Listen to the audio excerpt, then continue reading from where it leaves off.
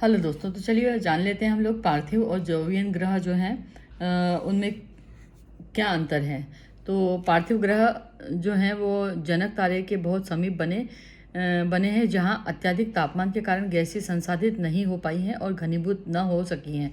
Jovian ग्रहों की रचना अपेक्षाकृत इससे अधिक दूरी पर हुई है ना। पार्थिव शरीर जो है वो पार्थिव जो ग्रह हैं वो तारे के समीप होते हैं, जबकि अपेक्षाकृत जो जोवियन ग्रह हैं वो अपेक्षाकृत अधिक दूरी पर होते हैं, इसलिए ये फ़र्क है इसमें, है ना।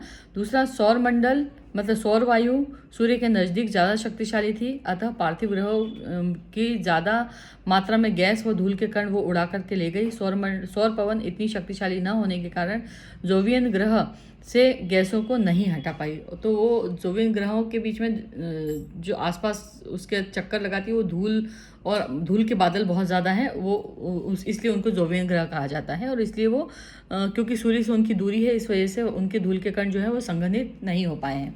पार्थिव ग्रहों के छोटे होने के कारण इसमें गुरुत्वाकर्षण की शक्ति कम रही, जिसके परिणामस्वरूप इसमें से निकली हुई गैसें इन पर नहीं रुक सकी और वायुमंडल में घूमने लगी उसके आसपास। ठीक है, तो ये तीन जो है अंतर हैं पार्थिव और जोवियन ग्रहों के बीच में। परिस्थितियों के फलस्वरूप ये इसमें अंतर है ना।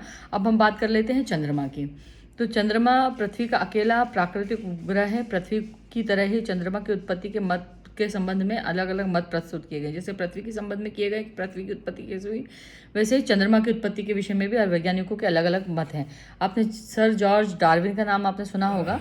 तो उन्होंने सुझाया था कि प्रारंभ में पृथ्वी व चंद्रमा तेजी से घूमते हुए एक ही पिंड थे और पूरा पिंड डबल मतलब बीच में से पतला और किनारों से मोटा था, और इसकी आकृति में परिवर्तन हुआ और इस अंततोगत्वा ये पृथ्वी से टूट गया।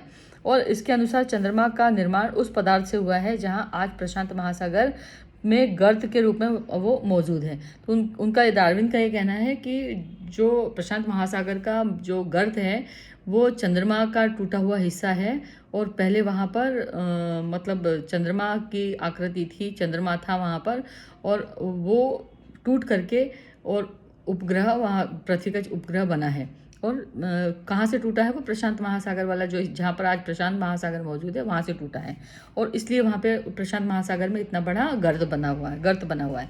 यद्यपि वर्तमान समय में वैज्ञानिक इसमें से किसी भी व्याख्या को स्वीकार नहीं करते। तो वर्तमान में जो वैज्ञानिक है वो डार्विन की इस व्याख्या को स्वीकार नहीं करते हैं। ऐसा विश्वास किया जाता है कि पृथ्वी के उपग्रह के रूप में चंद्रमा की उत्पत्ति एक बड़े टकराव के कारण हुई। जायंट हम बोलते भी हैं कि एक बहुत बड़ा हमारे पृथ्वी से एस्ट्रॉयड टकराया और उसकी वजह से चंद्रमा टूट करके हमसे अलग हो गया।